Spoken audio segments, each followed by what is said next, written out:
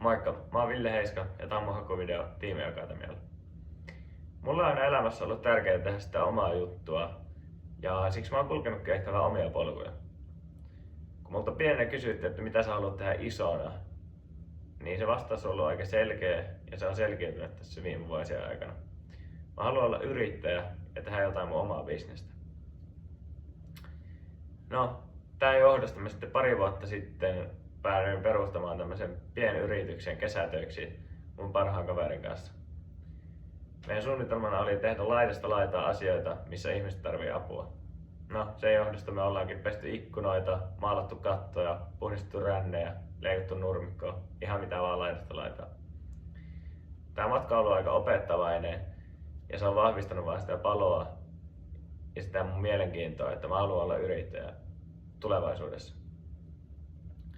No, sit kun selailin noita opintopolun jatkokoulutusvaihtoehtoja, niin silmä kyllä heti kiinnitti Tiimi Akatemiaan. Otin vähän lisää tästä koulutuksesta selvää ja mä koen, että mulle paras tapa oppia on semmoinen käytännönläheisyys ja se, että tekemällä oppii parhaiten. Siksi Tiimi Akatemia olisikin ihan varmasti se oikea vaihtoehto mulle. Miksi mä olisin hyvä opiskelija sinne on se, että mä oon aika innovatiivinen ja intohimoinen sit siihen asiaan, jos mulla löytyy joku mielenkiinnon kohde, niin mä lyön siihen kyllä kaikkeni likoon. Mä oon kuullut hyvää Tiimi Akatemiasta ja siellä on varmasti samanhenkisiä ihmisiä. Tykkää toimia ihmisten kanssa ja veikkaa, että jokaisesta ihmisestä on jotain opittavaa. Toivottavasti nähdään syksyllä.